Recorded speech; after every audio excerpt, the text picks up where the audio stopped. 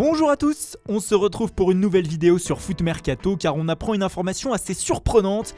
Raymond Domenech, après seulement 7 matchs à la tête du FC Nantes, vient d'être limogé du club Canaris par la direction. Un sacré coup de théâtre quand on sait que lors de sa nomination, le président Valdemar Kita semblait avoir une grande confiance en lui pour mener à bien l'opération maintien. Mais après 7 matchs, le bilan est peu reluisant pour Domenech. 4 nuls et 3 défaites qui ont étiré la terrible série du FC Nantes à 15 matchs sans victoire et surtout une chute en 18e position de la Ligue 1, la place du barragiste.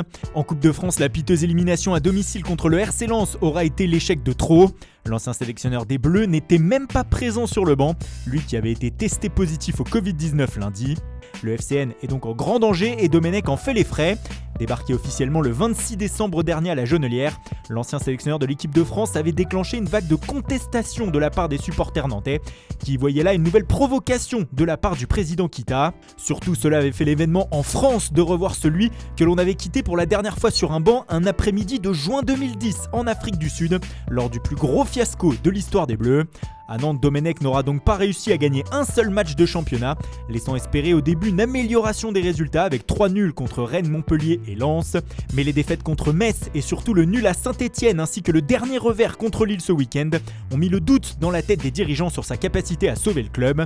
En 7 matchs, Nantes n'aura marqué qu'à 4 reprises et jamais plus d'une fois dans une même rencontre. Compliqué pour gagner. À 3 points du premier non relégable Lorient, la situation est grave à Nantes et la direction planche déjà sur le nom du successeur de Domenech.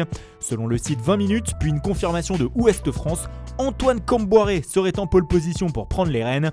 Il aurait convaincu les dirigeants qui avaient aussi pensé à Frédéric Hans, Habib Beye ou encore Roland Courbis afin de venir sauver le club. Ce serait un retour en Ligue 1 pour le Canac après son éviction en janvier 2020 de Toulouse. Il viendrait donc tenter le pari du maintien et sauver une place forte du football français.